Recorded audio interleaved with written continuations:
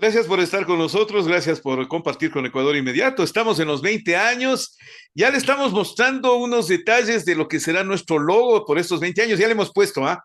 Ya le tenemos puesto. En el próximo programa espero tenerle con ustedes al creador de todo, es un artista digital. Un saludo cordial desde este espacio al señor Diego Rojas Endara, un diseñador realmente bueno. El logo está simpatiquísimo. Y los 20 años ya los estamos comenzando a celebrar, imagínense. Oigan, justo yo cuando terminó mi misión en la Embajada de Ecuador en México, vine a fundar Ecuador Inmediato. Fue justo y fue por México. Y les voy a contar por qué. Porque, no, espérense, les cuento eso al final. Al final les cuento porque si no después se me van. No, les prometo contarles esa parte de la historia con México, pero sin duda México tuvo mucho que ver en la fundación de Ecuador Inmediato. Fue para satisfacer en principio a la comunidad ecuatoriana que se quedaba en México cuando yo me volví. Y entonces, claro, después llegué y creamos Ecuador Inmediato. La idea original la tuvimos en un restaurante que se llamaba en el Anderson, ahí en el Paseo de la Reforma, con otro gran amigo que es el señor Mark McGuinness. Mark McGuinness Capo, el que por cierto le mando un saludo cordial, él debe estar muy preocupado porque era un defensor de la relación con Ecuador, pero a todas luces. Bueno, vamos. El día de hoy, la organización política del Movimiento Revolución Ciudadana anunció que pasa desde este momento a la oposición total y completa contra el gobierno del señor Daniel Noboa Asín. Por lo sucedido en México, en la Embajada de Ecuador en México, perdón, la Embajada de México en Ecuador, uno, dos, por lo ocurrido con Jorge Glass, el atropello que ha sufrido Jorge Glass, y tercero, por el maltrato que comenzó desde esta misma mañana el presidente Noboa al recibir el bastón de mando en Otavalo. Veo que ya la población otavaleña ya se ha volcado en favor del señor Noboa. Qué pena. En medio de estas circunstancias, andar entregando halagos y ofrecimientos de favores es deplorable para una población como la otavaleña. Ya sabrán ellos explicar. Pero ¿qué significa pasar a la oposición en este momento? Hablo con el secretario ejecutivo de Revolución Ciudadana, el economista Andrés Arauz. Andrés, buenos días, buenas tardes, buenas noches. Es un honor contar con su presencia acá en Ecuador. Vinculado también con México, por cierto, sus estudios en alto nivel los realiza en México. Está a punto de doctorarse en ese campo de la economía allá en México. Andrés Arauz, bienvenido. Bueno, el honor es mío, Francisco. Muchas gracias por la invitación. Te cuento que ya me doctoré en mayo del 2022 Ah, vamos. en la UNAM, Alma Mater, una gran universidad, Sí. a la cual le tengo mucho cariño. Justo ahora me escribían de allá y me decían, yo hubieras estado haciendo el postdoctorado en vez de estar de perseguido. Pero no, acá uno está para transformar la patria y lamentablemente toca poner el pechito a las balas a veces también. Y bueno, ahora ejerciendo la Secretaría Ejecutiva de Revolución Ciudadana, estoy acá en Quito, estoy acá, te saludo desde El Dorado, acá cerca de Lichimbía. ¿Ya? Y bueno, también preocupadísimo, ¿no? Por lo que está viviendo nuestro país. Pero creo que los hechos ocurridos la noche del viernes marcan claramente la ruta a seguir por parte de nuestra organización política, nuestro movimiento Revolución Ciudadana, y como tú lo has anticipado, es declararnos como una oposición frontal al gobierno neofascista de Daniel Noboa, que no tiene ninguna intención de trabajar para las grandes mayorías, sino simplemente beneficiar sus propios bolsillos y su propio ego. Y nosotros vamos a estar ahí para, en lo que podamos, detenerlo y representar dignamente a la mayoría del pueblo ecuatoriano. Oposición, ¿por qué o cómo así? Oposición por lo de México, oposición por lo de Glass, oposición tardía, cuando ya nos hicieron lo que nos han hecho con el 15% del IVA, con lo que ya nos han hecho con la ley del turismo, en la cual 7 miembros de Revolución Ciudadana le dieron el sí al presidente Noboa, a pesar de que el partido haya declarado lo contrario.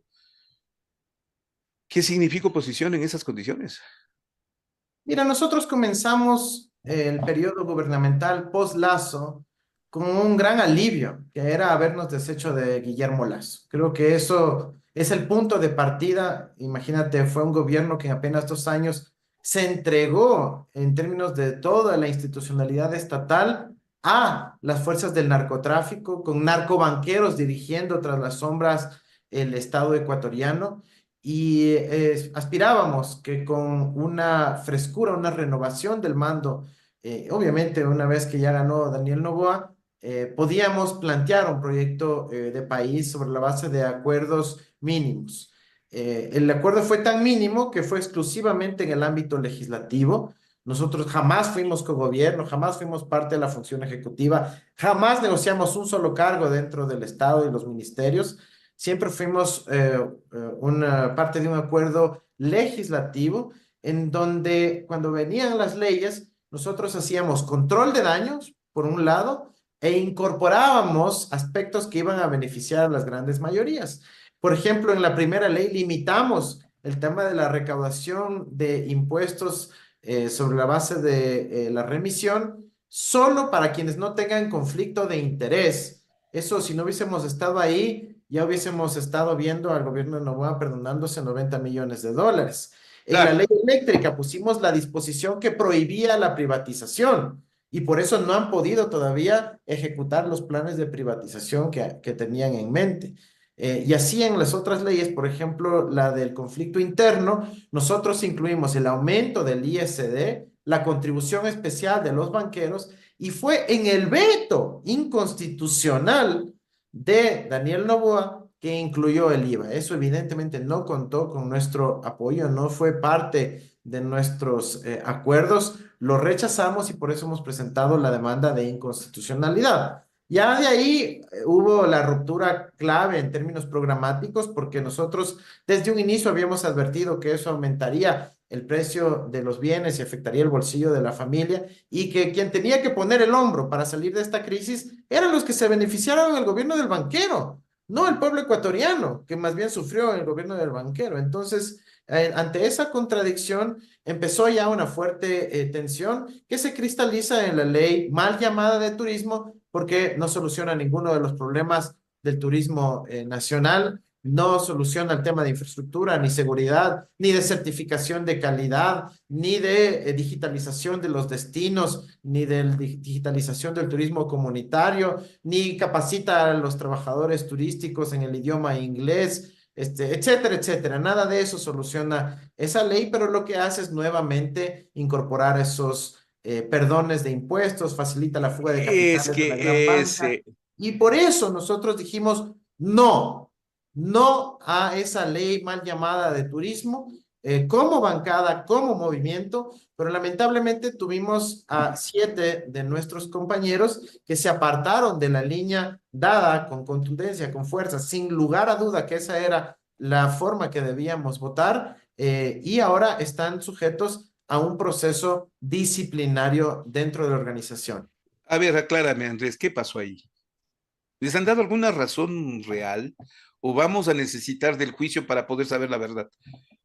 Mira, ahorita yo no puedo adelantarte mi opinión siendo autoridad del partido, porque el proceso disciplinario ya comenzó, entonces tengo que ser respetuoso de nuestros procesos internos. Yo te digo que no había ningún mérito para favorecer esa ley, no soluciona absolutamente nada. Es más, fue impulsada por el mismo ministro de Turismo que de Guillermo Lazo. Entonces ahora vamos a esperar a que el comité, el consejo, perdón, se llama Consejo de Disciplina y Ética de Revolución Ciudadana, llegue a una decisión que yo creo que debe ser ejemplar para que no tengamos este tipo de problemas.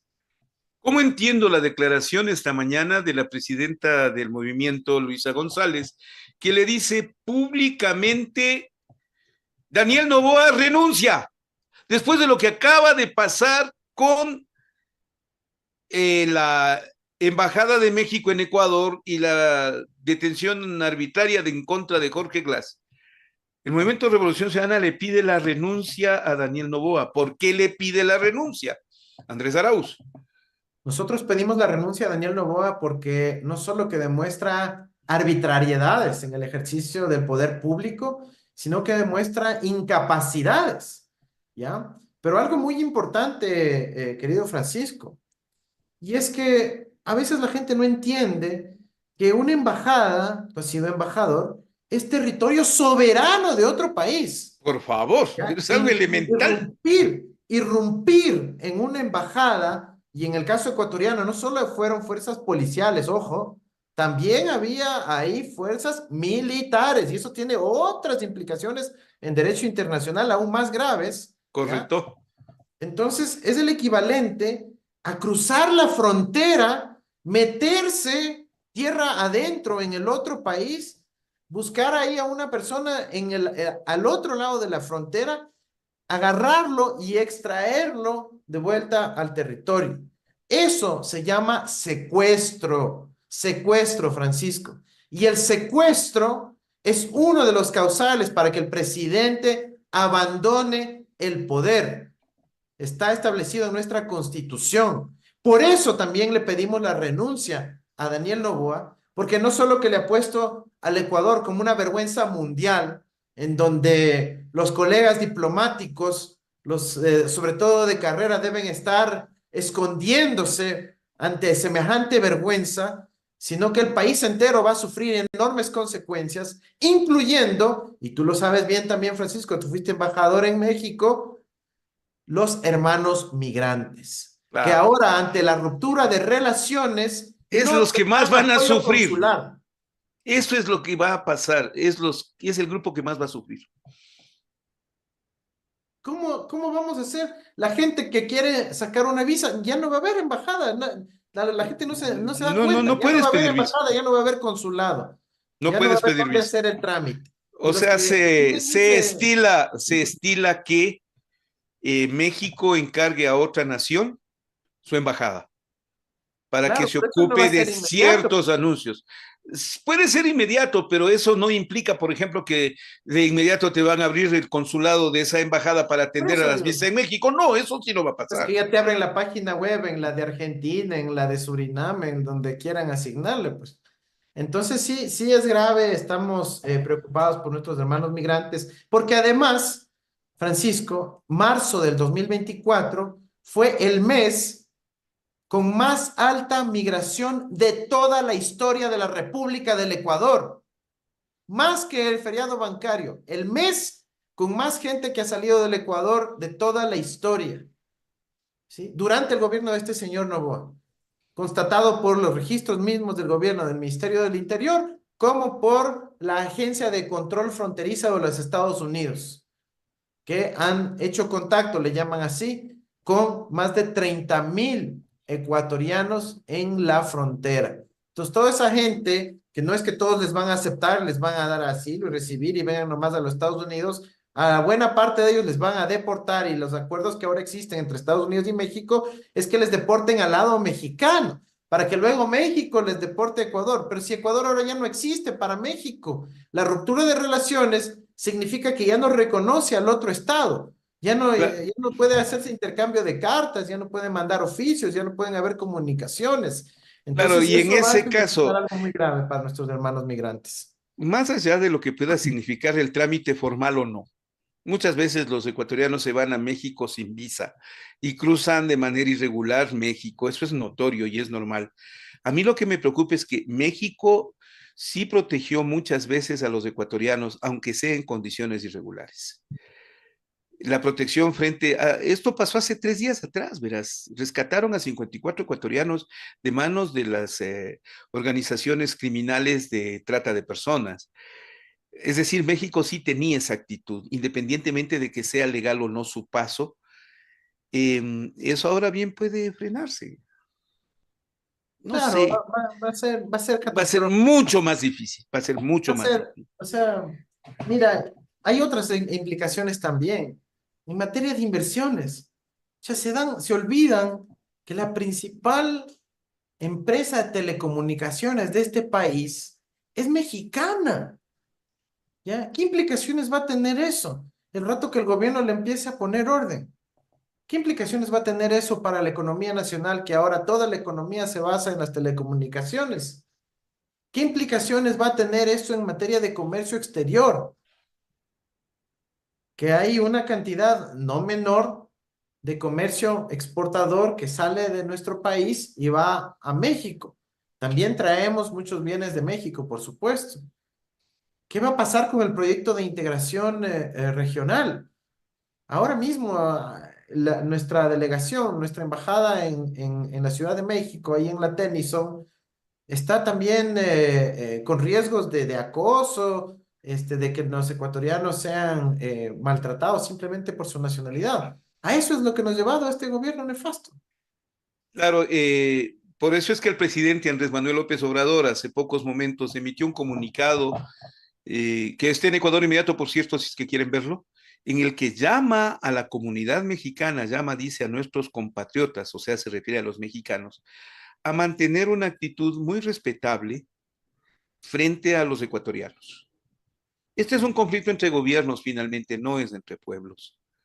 No es un problema entre el pueblo del Ecuador y el pueblo de México. Y digo esto porque eso sí lo puedo garantizar. Entre los dos pueblos hay una hermandad fraterna muy grande, muy fuerte. No, Claro, aquí pues unos lazos culturales, ese es impresionante, académicos, ¿no? Lo que siempre hizo México con artísticos. Ecuador fue mantenerlos juntos, ¿no? Y no puede ahora, por una actitud de una persona, llegar a este extremo como ha llegado. Oye, en mi caso de mi propia familia, pues Francisco, yo fui reconocido como refugiado por el gobierno mexicano, por el presidente López Obrador, cuando salieron los Pandora Papers, ¿te acuerdas? Ya, sí recuerdo. Yo estaba ahí acabando mi doctorado en México y Lazo empezó a acosar a mi familia, a mí, me metieron una serie de causas inventadas, etcétera, y la fiscalía empezó a darme con todo. Yo como estaba ya mismo en México, solicité el refugio, el gobierno mexicano me lo concedió, y yo le tengo un enorme agradecimiento también al pueblo mexicano por su, no sé, pues esa característica de ser un país que da la bienvenida a sus hermanos de América Latina, ¿no? Y en esos días, mientras me concedían el refugio, nació también mi segundo hijo, precisamente en la Ah, ciudad o de... sea que el chamaco es mexicano. Claro, él es mexicanito, entonces es algo que a mí me duele mucho, además de la militancia que yo tengo por la patria grande, por la integración latinoamericana, esto pega en lo más, en la fibra más íntima de mi propio ser. Entonces, me duele que haya esta confrontación. Yo el otro día puse un tweet sin mucho detalle porque estaba con emociones cruzadas, pero yo mencioné a Vicente Rocafuerte, que Claro, es hace un rato hablábamos justo del tema con Galo Galarza Dávila. Fue el primer embajador que tuvo México. Fue el primer embajador que tuvo México ante Inglaterra, el señor Vicente Rocafuerte y Bejarano, por si acaso, ¿ah? Eso es parte de nuestra ecuatoriano, historia. Y ecuatoriano. nacido en Guayaquil. Y además, qué preclaro fue el tipo para jugárselas por la historia de México y su independencia, como también por el Ecuador, ¿no? Mira, entonces, este tipo de personajes lo que debe hacer es unirnos, porque fue presidente del Ecuador, fue ministro de México, fue embajador de México, fue clave en la independencia de ambos países, y ese es el tipo de personajes a los cuales debemos aludir ahora, en este momento en donde la relación queda tristemente herida por un ser despreciable que no respeta el derecho internacional como el señor Noboa, pero que tampoco respeta la legislación nacional. Y nosotros vamos a avanzar cuando decimos oposición. Vamos a presentar todas las acciones legales, constitucionales, de materia internacional que permitan sanear esta situación, determinar los culpables de semejante violación y que no quede simplemente como una serie de reclamos en redes sociales durante un fin de semana, sino que tenga consecuencias reales para quienes pisotearon nuestra ley, nuestra constitución y el derecho público internacional, incluyendo uno de los principios más sacrosantos del sistema internacional, que es la inviolabilidad de las sedes diplomáticas, es decir, de las embajadas. Eso va a tener una repercusión muy grave. Eso sí va a tener una repercusión muy grave. Yo me esperaba protestas, por ejemplo, como Nicaragua, que Nicaragua rompa relaciones con Ecuador por lo de México, sí está bien. Desde el punto de vista ideológico, político, de protesta diplomática, sí, comprensible y válido. Pero que Argentina, que Guatemala, que Costa Rica, que Honduras, que Chile, que el Perú, que Paraguay, que Uruguay, que Bolivia, Venezuela, no se diga, Panamá, hayan salido este momento a enfrentarle al Ecuador y decirle, usted está mal. Que el mucamo de Washington, el señor Almugre, haya salido a protestar, es porque señor Novoa comience a temer por su situación a nivel internacional, porque que Almagro haya salido a rechazar, dice mucho, le da a entender de que usted cometió un grave error, muy grave error. Andrés Arauz, ¿qué va a hacer Revolución Ciudadana en el caso de Jorge Glass? Todo lo que ha pasado es Sí. sumamente grave. ¿Qué van a hacer? La prioridad inmediata es velar por su estado de salud, su integridad física, que obviamente garanticen la vida de Jorge Glass. Nosotros hemos responsabilizado a Daniel Noboa, a la Fiscalía, por la vida y la integridad física, emocional y la salud, incluyendo la salud mental de Jorge Glass, porque está siendo sometido a malos tratos. Fue violentado al momento de su secuestro. También no fue atendido oportunamente mientras estuvo en flagrancia.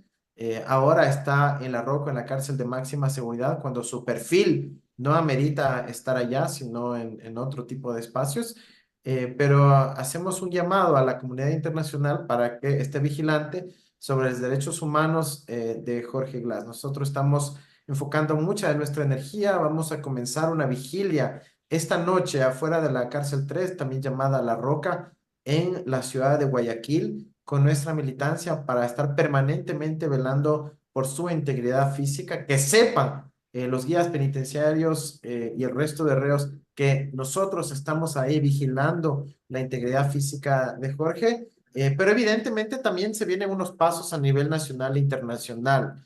Y Obviamente eso, a nivel nacional hay que presentar las apelaciones respectivas, los instrumentos constitucionales que nos permiten buscar su liberación por la ilegalidad, irregularidad y el secuestro transfronterizo que implicó su captura.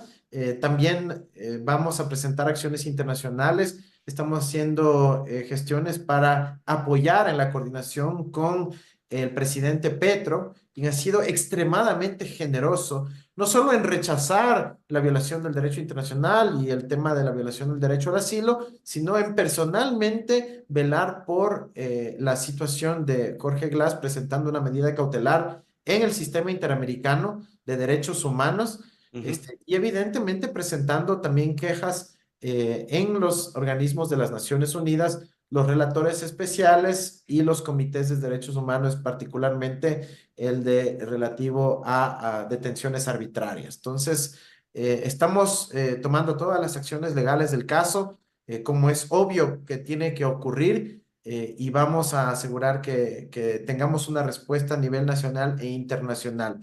También haremos una fiscalización política dentro de la Asamblea Nacional, que rindan cuentas los protagonistas de esta vergüenza histórica para nuestro país, que el registro de la historia, que las actas en la Asamblea recojan la indignación internacional y la indignación del pueblo ecuatoriano ante estos hechos de enorme arbitrariedad. Y por supuesto, también estaremos nosotros respaldando a la ciudadanía para que se pueda recuperar el prestigio, la integridad de la República del Ecuador ante el mundo. ¿Cuándo? ¿Cómo? Cuando se retrotraiga la situación a como estaba antes, cuando Daniel Noboa no esté más al mando de la República del Ecuador. ¿qué van a hacer con la consulta popular? Hasta este momento su actuación en términos de Revolución Ciudadana ha sido muy tibia. Ni siquiera se inscribieron para hacer campaña por alguna de las tendencias, por el sí, por el no, por el nulo. ¿Y ahora? Mira, yo creo que ese fue un error, lo reconozco.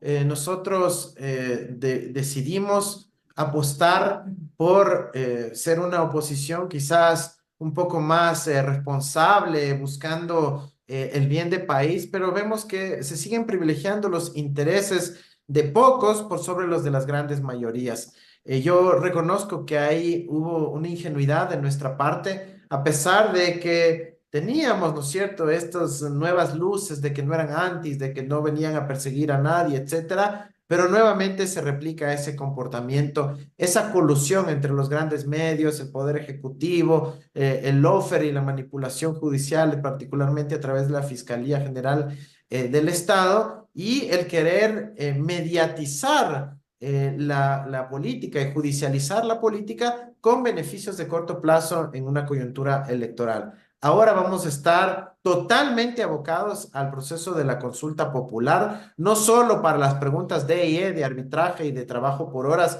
que son las que nada tienen que ver con seguridad, sino una oposición frontal a la misma consulta, ¿ya? ¿Por qué? Porque no podemos otorgarle a Daniel Noboa un baño de popularidad, un apoyo político expresado en las urnas, cuando lo que viene a hacer es a seguir practicando arbitrariedades. Y la gente quizás piense, ah, bueno, son arbitrariedades solo contra un grupo político y le caerán una lluvia de reclamos durante un fin de semana. Pero las Mañana verdaderas vemos. arbitrariedades, Francisco, y esto lo he venido diciendo esta semana, van a venir cuando, si es que él logra esa victoria en la consulta popular, si es que él sí gana, él va a decir, les voy a entucar, en sus propias palabras, el aumento de los precios de los combustibles. Y no estoy hablando de 5 centavitos, de 7 centavitos. Estoy hablando de más que duplicar el precio de los combustibles, en donde la gasolina extra pasará a costar al menos 4.50 y donde el diésel pasará a costar al menos 3.80. Es decir, elevar los precios de los combustibles a precios internacionales. ¿Por qué?